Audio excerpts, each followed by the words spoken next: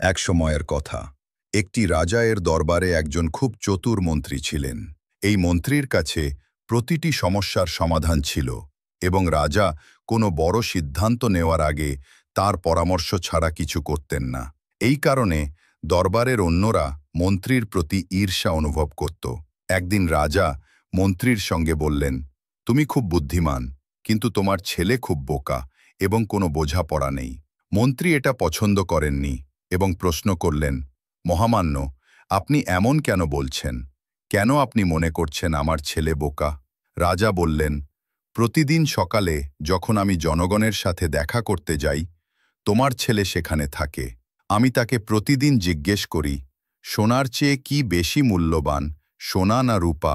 এবং প্রতিবার তোমার ছেলে বলে রূপা। এই শুনে দরবারের সবাই হেসে ফেলে। মন্ত্রী এটি শুনে দুঃখিত হলেন। তিনি কিছু না বলে সোজা বাড়ি চলে গেলেন এবং তার ছেলেকে জিজ্ঞেস করলেন, সোনা এবং রূপার মধ্যে কোনটা বেশি মূল্যবান? ছেলে দ্রুত উত্তর দিল, বাবা, সোনা। মন্ত্রী তখন জিজ্ঞেস করলেন, যদি তুমি জানো সোনা মূল্যবান, তাহলে কেন তুমি রাজাকে প্রতিদিন ভুল উত্তর দাও এবং বলো রূপা বেশি মূল্যবান? ছেলে উত্তর দিল, বাবা, প্রতিদিন সকালে রাজা বাজারে জনগণের সাথে দেখা করতে আসেন।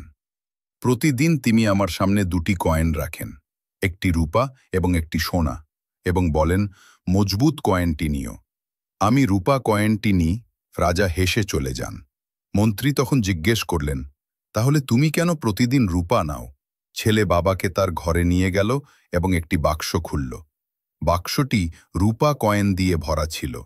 এতগুলো রূপা কয়েন দেখে মন্ত্রী অবাক হলেন এবং জিজ্ঞেস করলেন, এতগুলো কয়েন তুমি কোথা থেকে পেল?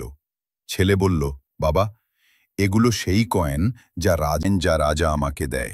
যদি আমি রাজাকে সঠিক উত্তর দিই এবং সোনা নিই, তিনি আমাকে আর প্রশ্ন করবেন না এবং আমি প্রতিদিন রূপা পাব না। রাজা তখন আনন্দিত হন যখন আমি রূপা নিই এবং বলি সোনা কম মূল্যবান। তিনি হেসে চলে যান। আমি একটি সোনা পেতে গিয়ে আমার প্রতিদিনের রূপা হারাতে চাই না। এটি শুনে মন্ত্রী তার ছেলের প্রতি গর্বিত হলেন।